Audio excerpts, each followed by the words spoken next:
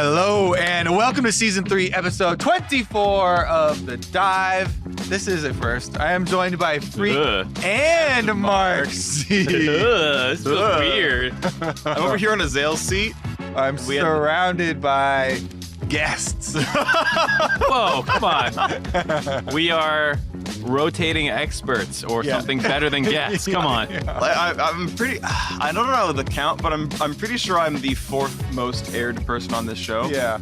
So I'm like almost a real host. You're real. I can touch you. You're a real boy. Yeah. The illusion is strong enough that there's tactile feedback. But yeah, we should have some updates because everyone knows Jatt came back to the LCS. We are going to have him next week as a guest on the dive, but he is still getting back into the swing of things this week, so not going to be here. And Azale is in a cottage somewhere on vacation with his family. The vacation part in there. He's in a cottage can be very dark. Well, There's a lot of horror movies that start that way. It's a cottage that he chose to go to. I guess horror movies still start that way. Yeah. It's a cottage with He's on vacation in the wilderness with no electricity and internet. Yeah. I also like how you're like Jatt's getting back into the swing of things. What are you trying to say? Huh?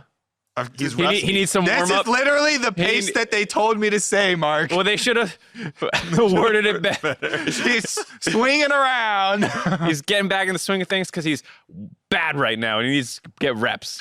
Is that what you're saying? Is that what you're saying? Okay. Yeah, we don't trust him on the dive. That's like too pristine of a project. So, put him on something like this or that. I mean, look what he did to League of Legends balance team.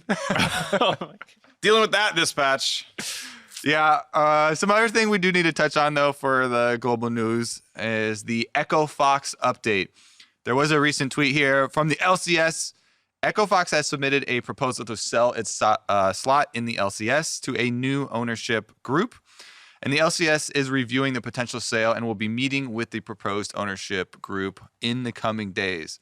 Now, this is definitely very big news. I know most of the players on Echo Fox, who is in last place, by the way, right now. Yes. And will remain that way. Have contracts that are expiring this year. So with an ownership change, you have to wonder, it's a last place team with a bunch of expiring contracts. Are they going to keep the players around? What is all the shakeup going to be? And there are already rumors out from ESPN, rumored to be a $30 million sale. Yeah. Pretty substantial. And if you believe the report, it's to Sentinels, a.k.a. Phoenix One, also the team that runs LA Gladiators over in Owl. Are you doing it? Was Owl? that was the Phoenix One. Oh, right, yeah. Crumbs will be happy. So, that's interesting. It's the right org for Mike Young. That's when he was good, was back on Phoenix One. So, there's that tails together. But yeah, it's weird. Like, this is the first time seeing this happen, right? Seeing post-franchise teams switch hands. So, there's either the reports are confirmed to forget of like the Clutch Gaming one and the Optic one as well. So Dignitas merger coming back. Exactly. So, that'll be interesting kind of seeing how that all pans out in 2020 and like seeing what the rosters look like and seeing how that all plays out. But it's definitely going to be sort of a new look. It's in a lot of these cases, I think like it's really cool orgs coming in. So, I sort of hope to be sort of pleasantly surprised with what happens. I expect that especially in the Echo Fox situation, that we'll just see a big roster blow up. As much as you want P1 Mike Young Part 2 to come back, I don't think it's gonna. And if I was coming in, I'd be like, I'm gonna blow this thing up and start fresh with that roster, just because it is the last place roster. And in terms of long-term piece, I think Apollo and Hako are still good, and like Solo's obviously been one of their best players this split, but like I would just want to be like completely like hands clean. Let me start with my vision of like what my team's going to be. Yeah, look for more C9 Academy players to bring up. Keith over to Golden Guardians already happened. Look for, maybe, I guess Solo's already very good, but hey, what about Kuma? What about Blabber? There's plenty of talent out there. I know we talked about that on Hotline League like a week and a half ago, and I was like, there's a bunch of C9 Academy players, and one of them got picked up already, so maybe some of that happens. All right. Shall we dive right in to Yes. the biggest patch Of that the we year? have had all year long? Yes, we should. Because 914 is the balance team's attempt at adjusting a wide variety of things and kind of getting ready to sculpt the world's meta. Yeah. And they're trying to do it right now, so there's time leading up to that point where they can adjust. Yep. And we've already seen there's a bunch of hot fixes to this very patch, so it definitely bunch of bugs got fixed. It does Yeah. need Yep. adjustment. Sure, absolutely. Yeah. Interesting note for timing. Basically, the last 2 regular season weeks of LCS are on this patch, and then 9-15 is playoffs. There are 4 weeks of LEC left, so they will play 9-15, and then they'll play off on 9-16. So sort of different levels of reaction available in those 2 regional leagues. I'm not sure in the Asian leagues, but that's just that timing here for those fans. And yeah, there's like a bunch of mechanics changes. So the first big thing is there's sort of 6 swings. There's anti-shielding champions, so Renekton and Blitzcrank break shields. There's anti-healing, so Kled and Katarina are good against healers. There's flat damage reduction, so Leona and Fizz are very good against things like Kaisa missiles or Malzahar E. Or any other like repeated damage sources. They get reduced by a flat amount before armor and MR. Yeah. There's Karma, LeBlanc, and Morgana now reveal you through the CC duration of their tethers. Their tethers already did reveal. On top of that, Akali is now regular stealth, so is countered by those things herself. And then anti-mobility changes come in, which is Cassiopeia can cast her Miasma more easily. Poppy grounds you after breaking you with her W. And Ahri Charm will interrupt you mid-dash, will all do things to stop people like LeBlanc or Kled or whoever. And then another one that wasn't in that list but I care about is a bunch of ranged top laners lost like level 1 attack damage. Jace, Nico, and Kennen are all weaker as lane bullies but stronger later on. This ended up being an overall buff to Jace and an overall slight nerf to Nico and Kennen. So Jace probably remains the top 3 champion. But those are all big things. And then there's a bunch of like individual changes from there on out. Yeah, it's a very big patch, and we don't want to listen to Freak read the entire thing. Nope. Really, I was enjoying that. I would go to the bathroom. You can just slowly pan the camera to a Freak single.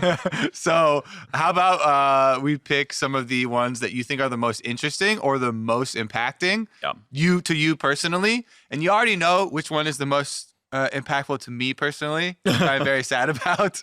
Do you want to go first then? Is the Sylas changes? Do it. I have exclusively been playing Sylas for the last 2 months in jungle, and since he just took over professional play, starting with Asia Rift Rivals, but then also spreading to every single region as one of the top 3 junglers, he got some big fatty corrections. He did. Which, to be fair, if he's literally a top 3 jungler in every single region in pro play and pro picked, like of course it's gonna hit the boundaries that they set for nerfs, but it still makes me sad. Yeah, but at the same time, like Sejuani has been top 3 in not all regions, but not on this patch. Yeah, it was previous. Yeah, I mean, she's also not as big everywhere else. I was gonna say all regions when I was like, well, it's not quite as NA popular. 100% like Sona is, but like Sona's 0% in LPL, for example, by comparison. Yeah. But yeah, so yeah, Sylas basically has a real quote on his ultimate is the change that matters to me, that the rank 3 ultimate went from 15 seconds to 60. I don't think I've ever seen a change that big. 400% the cooldown, I think, is brand new for League of Legends. Yeah, I mean, that's definitely, it changes kind of the identity of the champion, right? Because before, so much was like, oh my God, once you do get to level 16, you're still in ultimates all over this team fight and using multiple people's ultimates. 9-second cooldown with 40% CDR, which is totally achievable. So you would get 2 to 3. Yeah. Yeah, which is...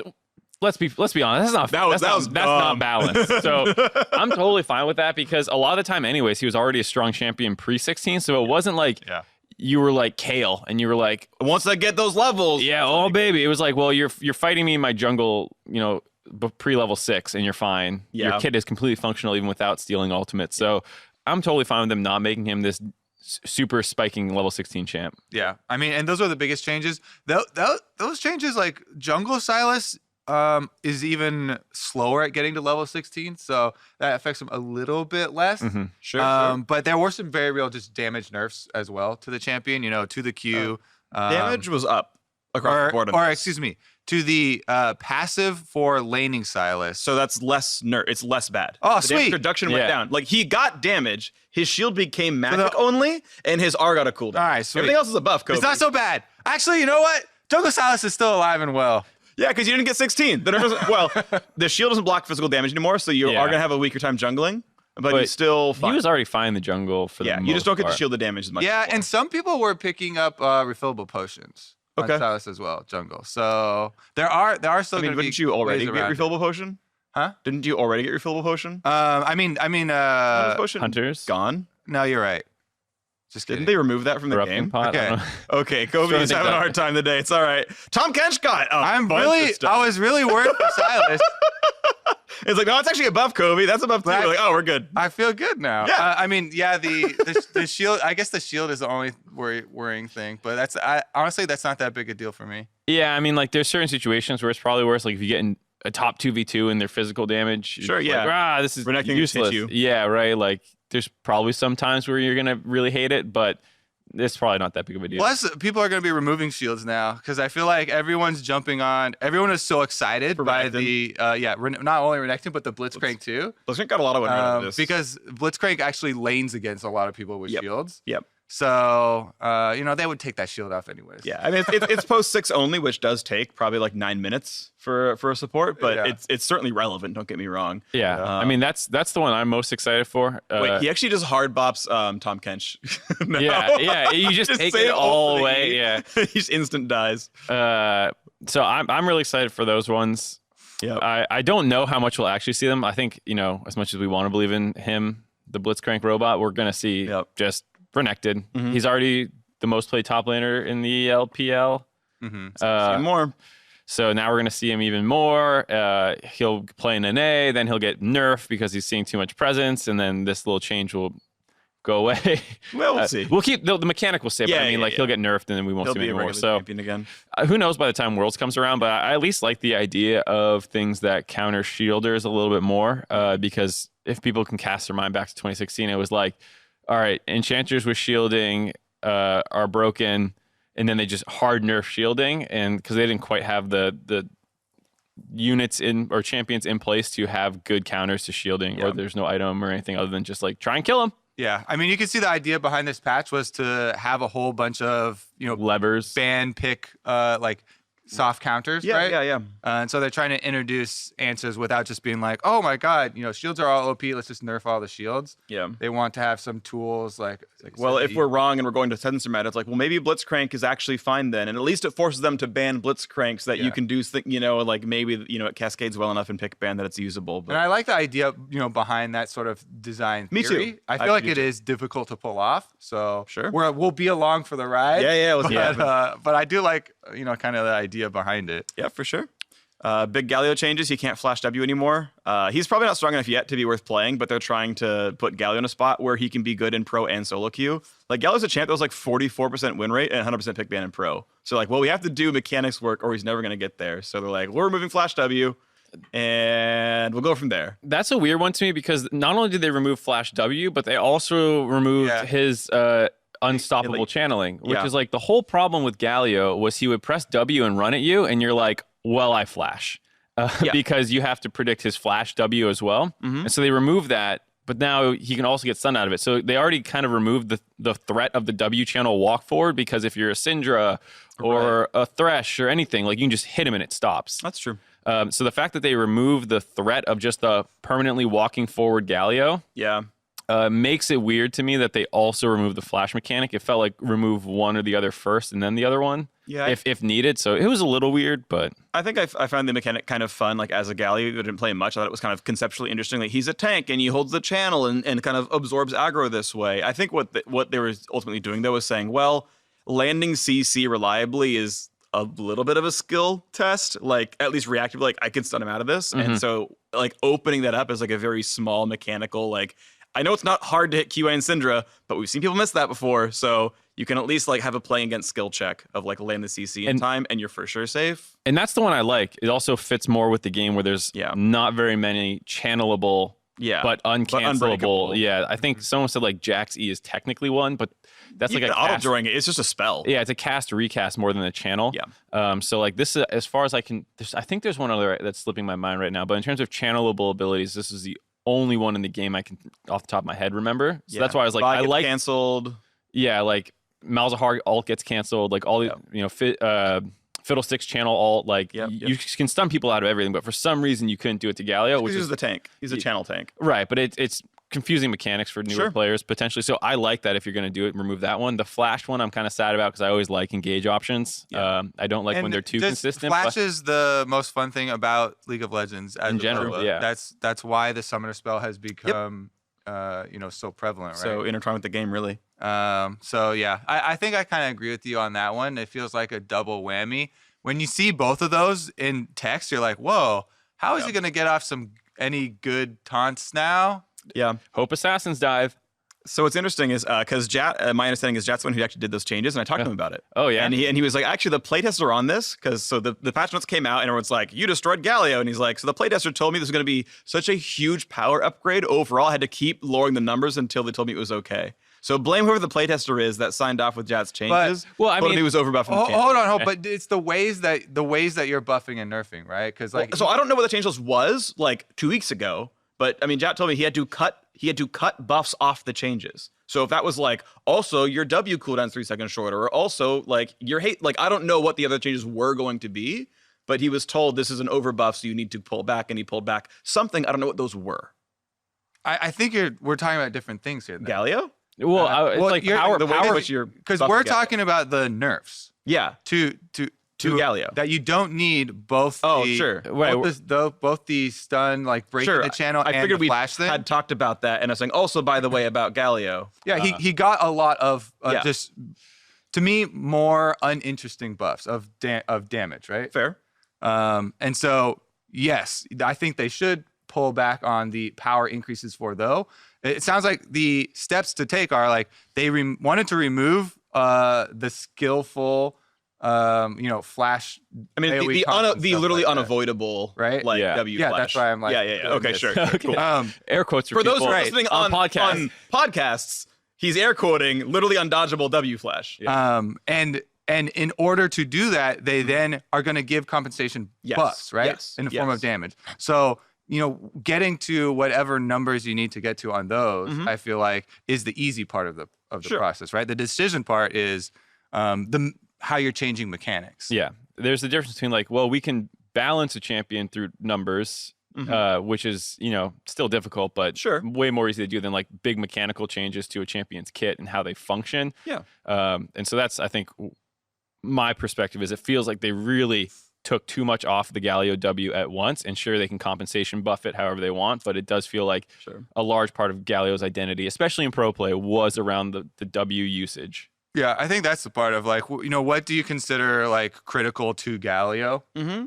Is it the Winds of War and like throwing out a Q giant AoE spinny thing? Like, that's a different look at a damage type of ability.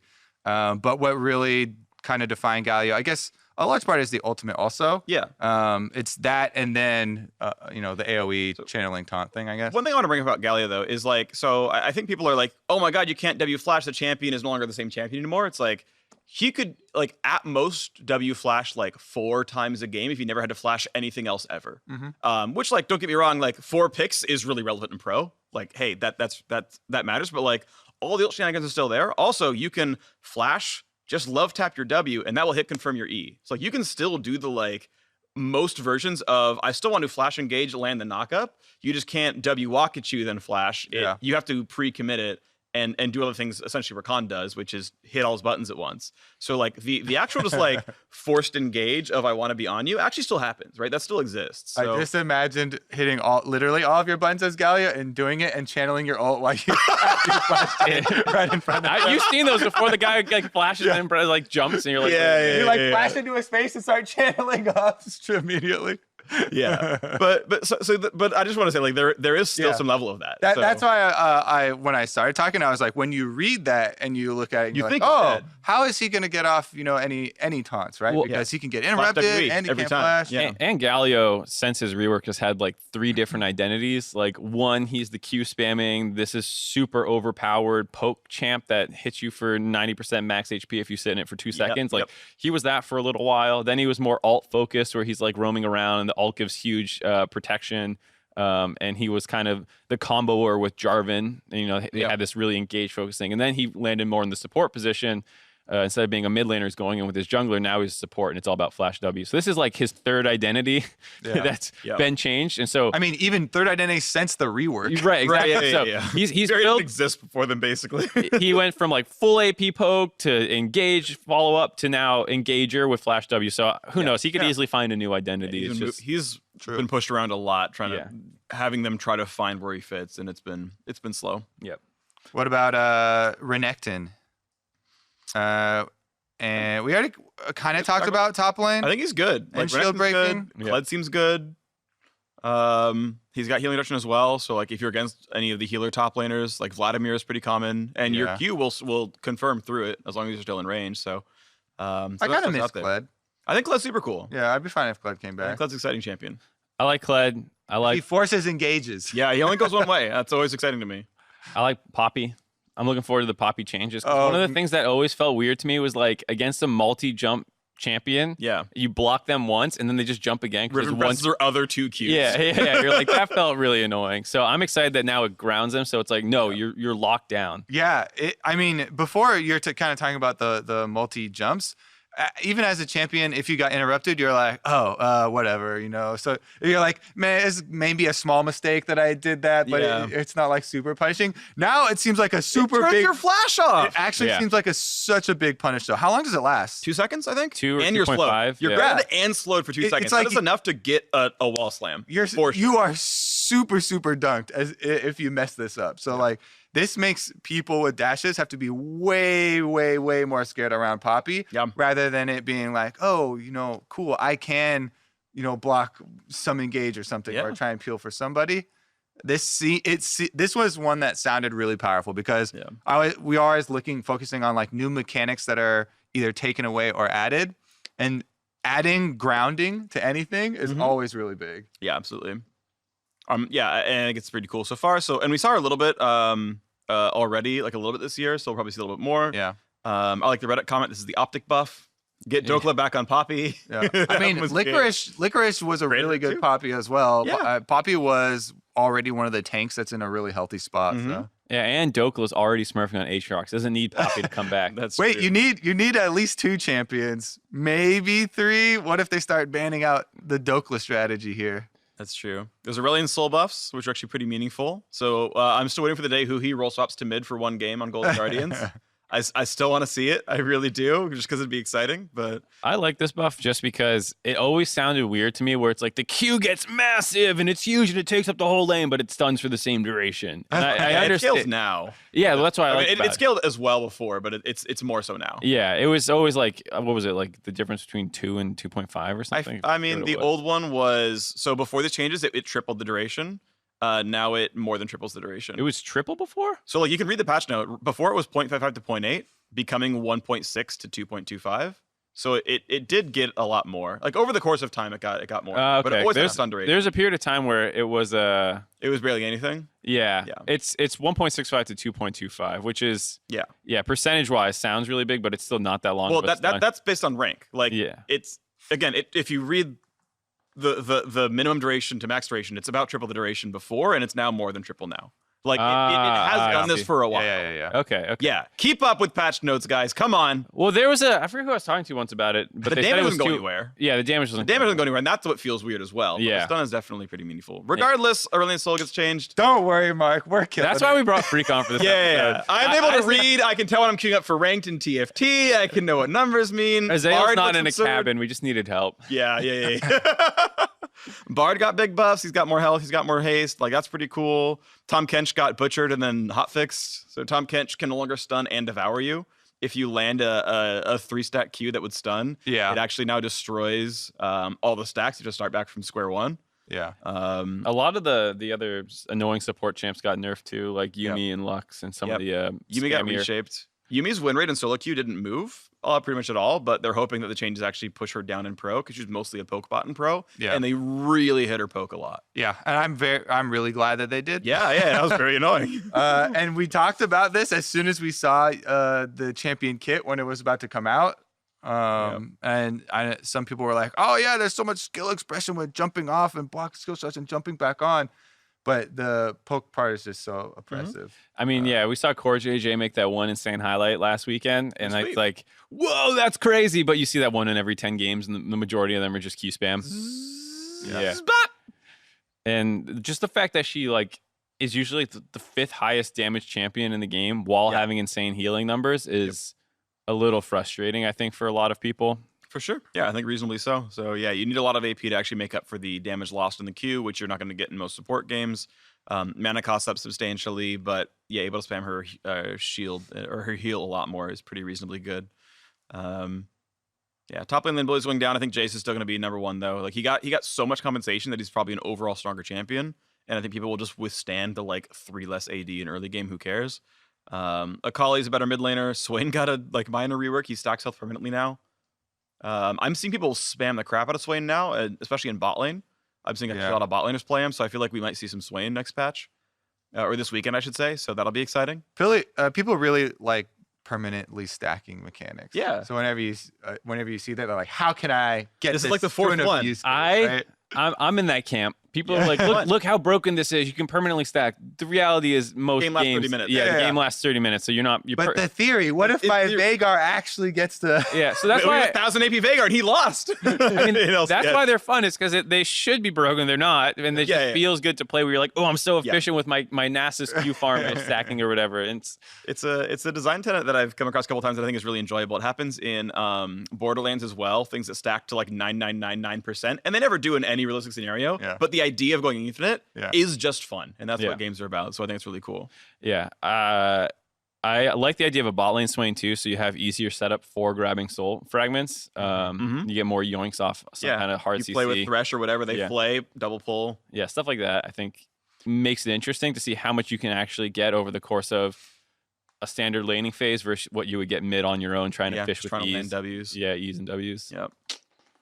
Cool stuff. I think he's really exciting. Akali got a bunch of changes. She's regular invisible now. Shocker. Yep, finally got that one. And I'm glad that happened. Like I was waiting. Like I just had, like I know the idea behind it, to just devil's advocate slightly, was like, well, we're gonna slow down the assassin damage pattern. She has to hit you with Q, walk backwards, auto attack you, hit you with Q, walk back, like just to keep doing this dance, and it should take like 5 rotations. So because of that, she should be able to tower dive by hiding from the turret. And turns out, even though it is slower to kill, it's just way too frustrating. And so, like, yep. It was attempted. It's not that much slower. It's not that much slower. You don't need 5. It's not that much slower. Yeah, You're also level right 6 about that Akali one. is like, I all-in you. Yeah, you know. Yeah, because she has so much haste to get you. So it's like, okay, it was attempted. Yeah. You tried. Now you're like everyone else. It's like, okay, I agree. This should be the right change. Yeah, I mean that one took a long time, but at least we do get continuity now. Yeah, like, all right. So I can reveal things with things that reveal stealth. Yep. Nice. Yep. I'm glad that finally happened. Yeah. I don't have to do a check in my brain of like, all right, Twist of Fate just ultimated. Can he see? Yes. No. Now is yes. Yes. For Kiana, he could, which was funny watching like Demonte put W down or the Q down every time he put ult. Yeah. I think Flower said it one time. He was like, it keeps him safe. I was like, no, it's not going to be safe. He's not a Akali. But it does give him move speed. That's true. That helps. Yeah, so basically you max E second now on Akali. She has some damage. And she got a hotfix buff to have a lot more health than MR. So she's like pushed to be a mid laner. Like we had, like she has a bunch of MR, so you can push her to do that. Sylas lost all his damage blocking, so he got kind of pushed out of top lane a little bit. There feels like they're doing a little bit of this as well, where they're shaping champions toward lanes. Mid lane tends to be magic, top lane tends to be physical, and so they're like, we're gonna push you towards this one, so that because also part of what made them so good in pro was you would pick them and they'd play in one of 4 roles. It's like, well, of course we're gonna pick Sylas because there's always a matchup for him somewhere, and so even though that was kind of exciting. It also is kind of annoying watching champ selects where they pick 6 champions and you're like, who knows what the matchups are? It's up to coin flips. Yeah. Sylas is definitely going to drop in priority. Yeah. Like actually reading them and looking a little bit further, like the little bit of reduction on the stun duration from hitting your abduct as well. Mm-hmm. I do like that it's gone to the flat cooldown so you can have it as this 1 point wonder basically. For E. And the Q damage is on its detonation for the Q. Which just rewards you for actually. Yeah, and I think the stun duration is short enough that now you won't hit both heads of Q if they flash. That's probably what the setup is for that, is that you don't guarantee it anymore. Yeah. That's fair. And the range is a little bit down on the ultimate. I think the earlier cooldown nerfs on the ultimate, are gonna be felt, but they aren't gonna. Yeah. I mean, 100 seconds is not that bad. It's not as substantial as like when I was a Vi main and played only Vi, and they increased the ultimate cooldown by 20 seconds. Like 160 or something. I started popping out. I was like, no! Yeah, like that's you really felt. you really feel that because you're using that on cooldown. For sure. This one, people aren't as good, I think, at like preemptively stealing their ultimates and stuff. For sure. I think that's most of the patch. The Lux one got nerfed, that matters. The one final change I'm excited about is Ahri E can interrupt dashes again. Mm-hmm. I loved watching LeBlanc versus Ahri matchups back in the day where you could pull LeBlanc out of her W. Yeah. And it's back. It's back. And I don't think Ahri's good enough to really see play anyways, but it's back. It's back. If someone plays that skill matchup. All right, sweet. So let's jump into the LCS then. Let's do it. Team Liquid locked playoff. Yes, they did. Surprise. Wow. They are Nope, our Our best team. Nope, not They're going to be 2 games up surprised. now, right? Like, they've actually been consistent enough that they're 2 games up. And, Yeah. okay, some of that is Cloud9 had subbed out their top laner for a while for health issues. Like, okay, understandable. Maybe you dropped more than you should have otherwise. But Team Liquid, far and away, unquestionably, best team in the league. They're great. I think they're likely to win another title. It doesn't seem like people are as good as them right now. It's always possible. Upsets happen. Don't get me wrong. But if you're picking one team to win, you should always pick Team Liquid here. They are the best. They got the best players. They have top 2 in basically every role, period. Number 1 in most of them. Congratulations. You're the best. Like, your fusion's going well. Yeah. We get that. All right. Who's got the best chance of beating them if someone was going to beat them? Typically, C. L. 9. G. 9. I was trying to do the opposite one you were. I thought you were going to say C9, so I threw the L out. And then I was like, no. Yeah, we're in there. No, I messed up. I was trying to troll him. I couldn't do it. No, I actually, I'm full up on the CLG hype train now. They just beat Cloud9 with the full roster of Cloud9. yeah. I mean, maybe Lakers doesn't stream very much, but I'm assuming they were strong enough. CLG, they're the real deal now. That's just how I feel about them. They're a very good team. Yeah, I think it's close between the two of them. I see more like raw upset potential out of C9, where sometimes Niski and Licorice pop off really hard, whereas the solo laners for CLG don't usually pop off. For the most part, they're consistent, they're really good. They don't need that much help for the most part. Wiggly's free to do whatever he wants. Mm-hmm. Their bot lane is really good, and I think can mostly stand toe to toe with TLs. Or is like one of the few teams in the league right now who has a chance to. Mm-hmm. So I like that kind of they match up well versus TL. But I in a 5-game series, maybe that's more important, and maybe it's just C9's better for best of ones. But I like the idea that Niski can take like a matchup and go crazy. Licorice can take a matchup, go crazy. Sven can sometimes have these insane jungle performances. So like I like the top half of C9 a lot. I do. And I think if you're going to beat TL, that's usually where it comes from, less so than, at least in North America, less so than shutting double lift down. I don't know, because internationally, the teams that were really good at top mid, maybe lost the series 3-1 in the MSI semifinals. So we'll go with the strong bot lane. And then and they totally didn't underperform. The team that They got perks. How dare you? I mean, valid. Okay. Yes. I knew as I said it, I was like, also G2 is really good top mid, but whatever. But they also had a strong bot lane. Yeah. Whereas Jackie Love and Battleland hard entered that BO5. And that's one thing you have to worry about, right? Is a lot of teams will just lose to Team Liquid immediately because their bottom lanes get run over. Yeah. Which I feel like is C9 right now. It's a little concerning, I think, as well for C9's bot lane versus TL. But yeah, it's a best of 5. I think both teams would have a hard time doing it. I think I'm probably more in the CLG train at this point as well. Ooh, get on over here, Kobe. When he started talking, he was on the C9 side, I think. He was. Well, I don't know. And then I was like, but sneaky in lane though, and you're like, you're right, I'm with No, CLG. it's less that. It's less that and more just like I just don't think Impact's playing really well right now. I just don't think he's as exploitable as he sometimes has been during regular seasons and stuff. So like the areas that C9 would have had the advantages don't feel as prominent right now. So I don't know. But it's the same thing too where I'm like, what does CLG do better than TL?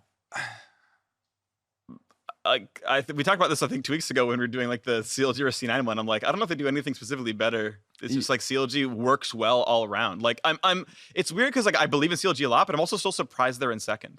Well, right. So that's my problem with the TL matchup is like, what do they do better than TL? It's like pretty much nothing. Yeah. And then at least for C9, I can be like, they can't mid better or they can't top better. Sure. And so like at least that way I can be like, that's their win plan. Whereas like CLG's win plan is like, you're just going to outperform TL for 5 games. Yeah, it just seems lines up really closely. Yeah, Like Bruin's really good, but so is Impact. Like Pee-wee's good, but it's Jensen. Like Wiggly's good, but it's Smithy, and they're like, okay, well, damn. their bot lane's their strongest point in the map, but so is TL. So is Double Lift and Court. I think CLG's drafting has gotten a lot better. Yes. And that's Yeah, one it's thing I haven't heard you guys kind good, of touch on. And we heard rumors as well coming up about how they like restructured how they're doing their draft, and the players have a lot more control. So I think that was a very important change for this team. And it has really showed, because draft right now is super important. So that might be something. I think that I still really think that Cloud9 have a lot of positives.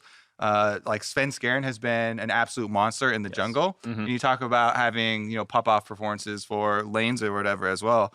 I think a jungle right now can really, really go a long ways to win you a game.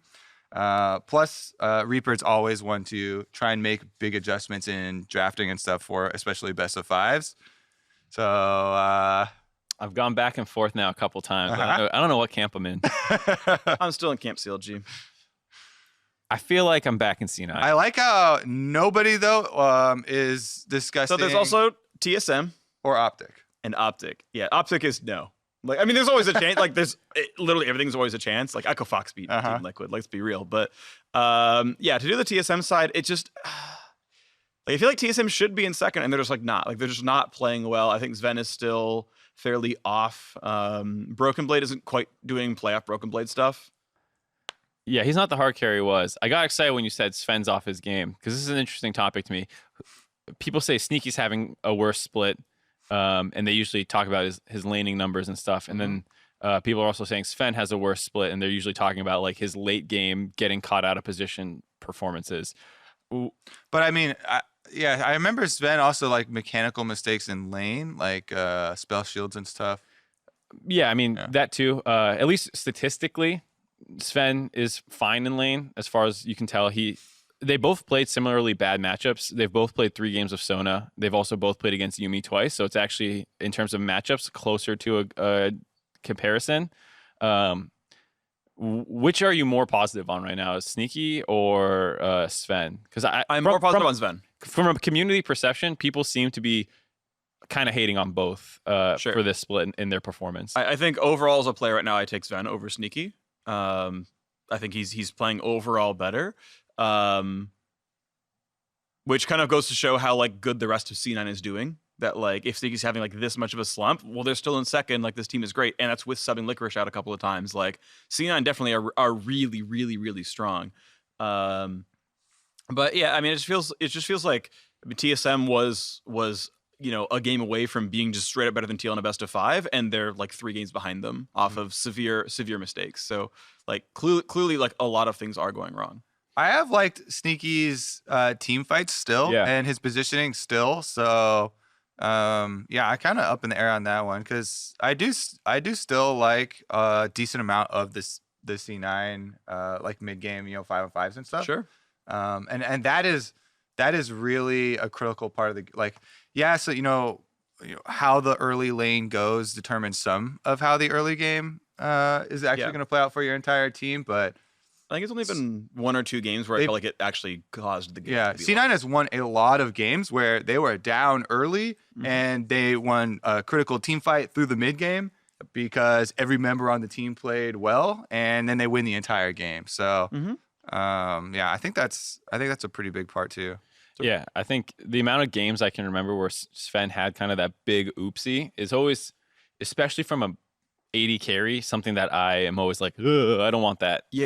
So like, C9 is playing really well, and I think Sneaky follows up on the team really well in late game situations. He plays team fights well. I'm still of the opinion that his laning has not been great. Sven's has been better, but I also can remember Sven getting caught and dying, it feels like, in a lot more situations, which, who knows if that's why TSM is doing worse. I don't think that's the only reason. They've had their jungler swap problems and all this stuff. Sure, yeah. I mean, TSM had a very, very, very slow start to the split. They picked the jungler that started out 0-3, right? When Greg was 3-0. And I think they made the right choice with Akaden. I think Akaden's a better player overall, and I'm glad they picked him. And they've gotten better since. But yeah, like some of the TSM record stuff is a really, really bad start when they were probably not a 3-3 team, but they were 3-3.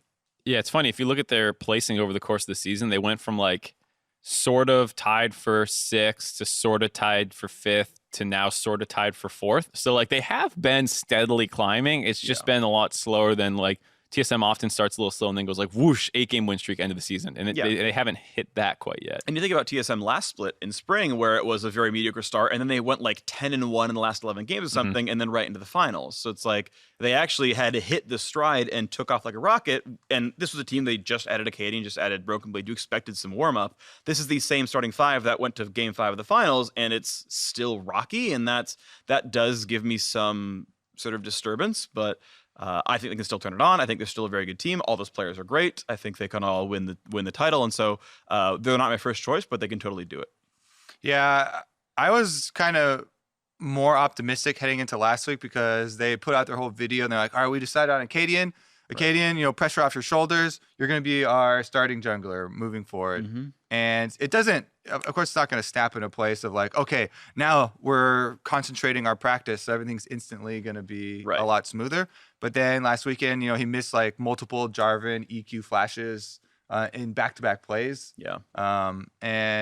So that's a rough look, even though they're like fully dedicated now. Mm-hmm. And maybe there is some ramp up time and they're going to have a full week of practice, with focus practice this time around. So maybe this is the final stretch here where they do climb to some new heights, but a lot of teams in the LCS need to do some climbing still. That's true. We got a bunch of people fighting for that 6th place spot right now. Currently, I guess, depending on which site you look at, you could argue that 100 Thieves owns it, but basically Golden Guardians, Clutch, and 100 Thieves are all tied at exactly 6. 2 of them can't make it unless Optic falls, which I'm at this point taking as unlikely. So we didn't really touch that much on Optic, but I put all of my stocks for the back into them last 2 weeks and then these coming 2 weeks into Optic because of their schedule, but also because I really do feel like they have a solid game plan of how they want to play the game. They have their style, and not only is the Crown Meteos carry still working, but the side lanes are playing so much better. Dokla, multiple. Yeah, everyone's like, oh, it's just the Aatrox. He's got again. He's getting solo kills. He's literally 1v2ing multiple, scenarios on the weak side of the map, which is exactly what they need. Meanwhile, Arrow and Big are slowly becoming one of the scary bottom lanes in the league, which is weird to say, given all the history. But I think that the entire team's been playing so much better. Yeah. I hate them because I trusted them to beat all the bad teams, and they didn't do that. And I didn't buy their stock again, and now they're beating good teams in TSM, and they play TL this week as well. That feels like a really hard battle still for me, but I actually think if they play like they played last weekend, they could do it, where you're talking about the side lanes doing really well, Crown as well playing like... It feels like in the past, Crown couldn't play his style because Optic needed more out of him. Where they needed him to go split push on TF and do all these like wonky things to win the game with Meteos. And if their side lanes are playing well, he can go back to the victor like he did this weekend and become this like late game monster threat, as well as just playing well throughout the whole game. So I liked what I saw out of Optic if they can actually do that consistently, which is what they've struggled with this season, in my opinion. Yeah, Optic have interesting kind of head-to-heads. They're actually 2-0 over TSM this split. They are 1 over Golden Guardians, 1 over CLG, and they play a lot of those teams next up. Any team that they're 1-0 with, obviously the second game is to be had. They're like playing the top 3.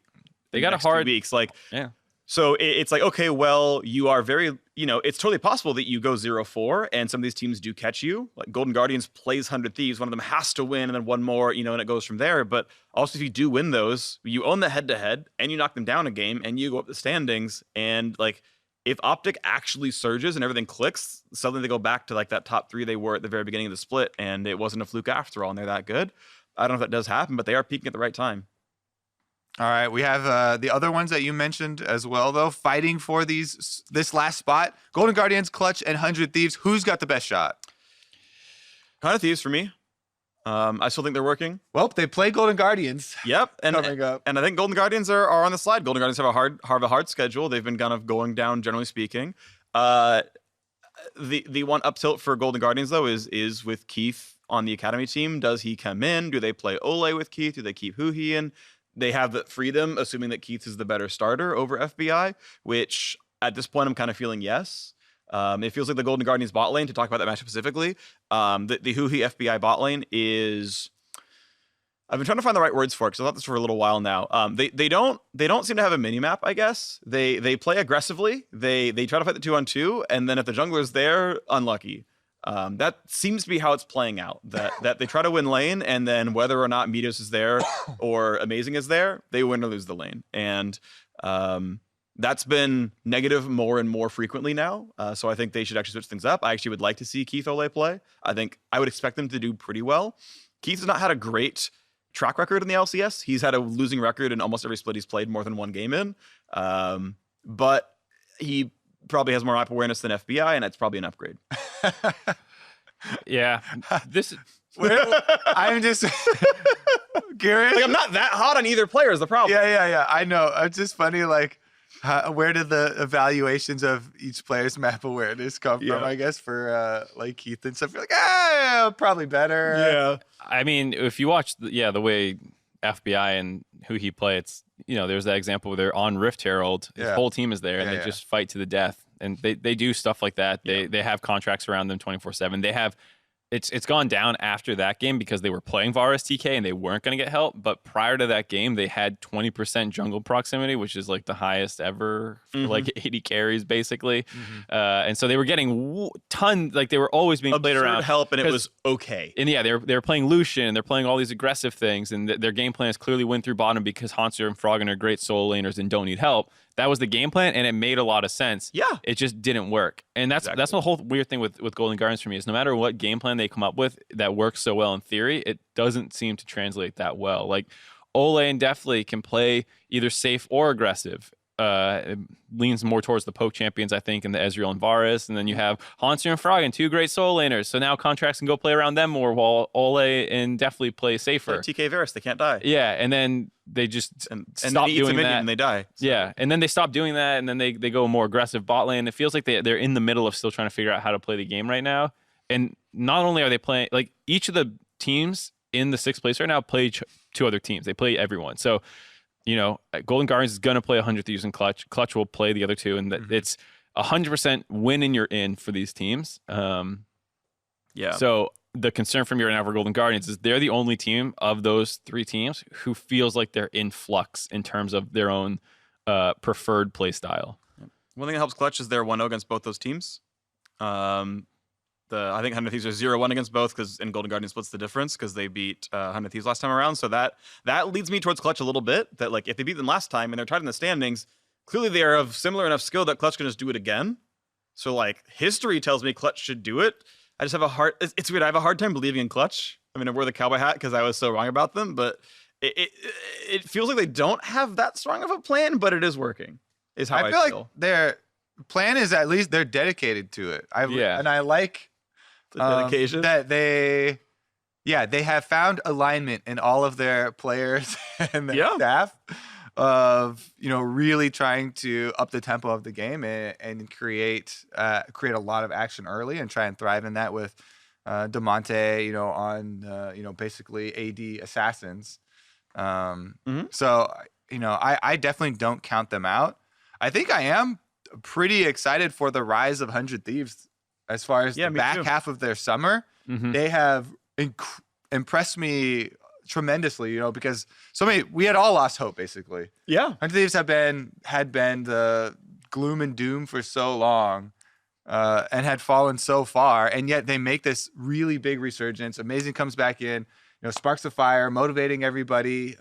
He's actually playing really well too. So it's not just like they brought in a motivational speaker from Europe, Amazing here.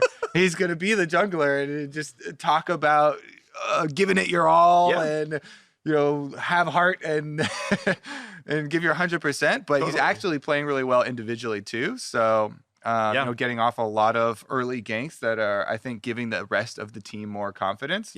As well as Fake God. On the last show, we talked about him, playing the weak side of the map as well. And he's doing okay. for the team. So and he won lane and won game last time around, so he's popping off. That's crazy. Yeah. The thing I want to point out with 100 Thieves is they are, I believe, 6-4 with this lineup. Right, they were 0-4 with the Someday one, and then they played a game with giant jet lag on their jungler, and even with that included, they are 6-4 in the lineup, which they have a better win-loss percentage than TSM or Optic on this lineup. Like, they're legitimately playing very well with this group. Their remaining schedule is not too bad. Like, they are legitimately a very good team. I think they should, like, they're my first pick. Like, they should make playoffs, and we'll see if they can take that first best of 5, if they can take down like Optic or TSM and ABF. I think it's possible if TSM's still in this level, and they can always beat Optic. My concern with them is almost like the opposite from Golden Guardians, where it's like Golden Guardians doesn't quite know, or I'm not sure what their, plan is for winning.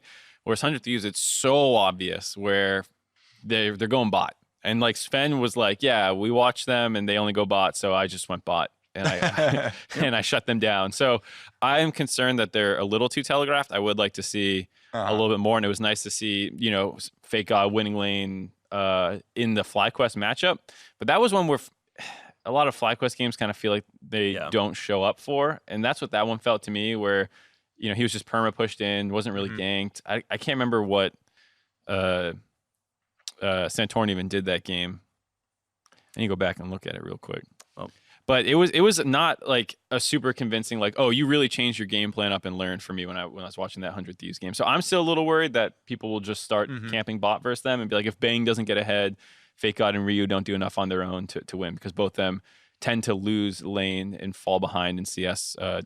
So. What if they camp bot and they still get ahead in the 3-on-3? That'd be impressive. That's true. Speaking of FlyQuest, though, they are actually, I want to say, kind of 3 games out of playoffs, because 100 Thieves and Golden Guardians play, so they're going to reach 7 wins, and FlyQuest are at 4. So they actually have to win 3 of the last 4 to have even a chance, which just doesn't seem likely based on how they're playing. And then even then, probably have to win all 4, and then even then need help. So like, I feel like, unfortunately, they're doomed. And it sucks because every single week I was like, I still believe in FlyQuest. When D comes in, I'll believe in them even more. Yeah. And I still believe in them, and now I don't. Like, now it's too late. Now it's week 8, and I don't believe anymore. But I believe the entire split that they would turn it around, and it never happened. Unlucky. Will you ever be able to believe again? Yes, I will. Your heart I'm believing in CLG, and then they'll lose in quarters. But, other exciting matchups. C9 plays Team Liquid. Talk about it a little bit about how they would match up, as, who could beat TL. Maybe it was C9. Mark, as the leader of the C9 Can Do It camp. Hey, that's Kobe. He's staking the flag on you on purpose. Oh, okay. Nice. How does C9 do it against TL? As our other match of the week. They have side selection. All right. So I'd like to see them go for some counter picks. Hopefully, actually more around mid than top. I feel like Licorice versus Impact is more set in terms of what you're expecting them to play. I expect, for the most part, Impact to play something that is going to be safe on its own. So GPs can, and a lot of the range things got nerfed that he would have liked to play. So who knows what he breaks at now, because Nico also got hit and stuff. But I still think it'll mostly be, Impact playing something relatively safe. And so like the counter matchup wouldn't have mattered as much top versus mid lane, where you can maybe get more out of it. We've also seen in that game that they lost to CLG, where Niski was on Vlad. I think you could see how important it was for Niski to be on his own playmaking champion. Yeah. Something that can kind of call its own number and is not passive in the laning phase like you are versus a Corki matchup on Vlad, where you're mostly farming. Sure, yeah. And maybe if you get really ahead, you can start all-inning with Proto Belt and stuff. But for the most part, you're farming. Easy to buy Hex Drinker as well, and like just stay ahead of the curve. Right, exactly. So I would like to see Niski get a little bit of priority in the draft. Hopefully a good counter matchup into Jensen. You kind of hope to draw pressure away from the bot lane. There's this idea that TL hard camps bot, which isn't really true. That is their main win condition, but they only go there when they're supposed to be there, which is why they're so good. They're not sitting in a brush waiting. It's like, you have the wave, I come down, and at the right time we dive or something. So Jensen has mid push so the other guy can't roam, and Xmithy knows where the jungler is. So it's like, no, you can just push plates. It's fine. No one's around you. So I would like C9 to create enough pressure that like Jensen can't get down the bot lane easily. And there's other places Smithy has to be, because the solo lanes of TL are on the back foot. So we already kind of said it, win through top side. I think specifically through mid more so, if Niski can find a good matchup. I think I would also like to see them get sneaky Varus. I think he's a really good Varus, and in the lethality build right now, I think would go super well with most of the champions Niski is playing, like Veigar, Corki. He can poke and siege up with either of those. I think there's just a lot of options for C9 composition if they are able to get that for him in the bottom side. What would be your favorite support to go with a bottom lane Varus too? Well, if it was last patch, it would be like Lux or something. But She got her shield nerfed. I think Yuumi's probably still fine. Like you're pretty safe in that regard. You land the slow, you land a Q for sure. You can start with the Varus E, you land one afterwards. Otherwise, I mean, you can just play something, some safe tank like Braum as well. I think Tahm Kench probably not playable in that patch. Yeah. I mean, it could be just as simple as the Braum Varus. Like that's always such a strong standard lane. Yeah. And having a Zazel with the Braum ultimate is definitely something. I think he's a good Braum, so I think it just lines up well for that squad. Yeah, it's probably Varus Braum, to be honest. Like I think that's just like that's the play. Like you have gank assist or they do show up. Like it's pretty well rounded for how they're doing. I hope for the excitement of playoffs that Cloud9 do get this win right at the end of summer to take down Team Liquid. Because if Team Liquid just end the rest of summer undefeated and just crush every team, then they'll be the returning back-to-back champions, ending the split on without looking like they have rivals, and it would feel very one-sided. I think almost no matter what though, you'd still maybe not for their semifinal opponent if you think it's only a 3-team race, but whenever they start playing best of fives anyway, you'd still be like, but we saw last time TSM made it close. You always hold out hope. I feel like it's only things like Worlds where you're like, oh, okay, it's SKT, let's just not try. That's changed too now, I think. They're on a 5-game win streak right now. They're playing C9 and TSM, so you hope they lose to one of those teams so they don't head into playoffs with a 9-game win streak, as well as having beaten what is likely to be most people's anticipated best opponents for TL. So if they go in on a hot streak, 3-time champions like you're saying, as well as beating their competition on the way to that win streak, you're kind of just like, Yeah, but the teams they've lost to were CLG and C9 so far. So, those were teams that were able to do it before. Maybe they can do it again. We'll see what happens. All right. Like a Fox, but they're not in playoffs. That is going to do it for us. All of the Twitter questions were about, is Jatt going to be back? He will be back next week as a guest. So tune in. Taking you off, Mark. There's no Twitter questions for us? Tune in for that episode. 0 Twitter questions. The hell, guys? Jatt's back again. He's taking all our jobs. Tune in this weekend though for week 8 of the LCS, and we find out which teams are putting themselves one step closer to playoffs to keep it exciting. Thank you. You're welcome.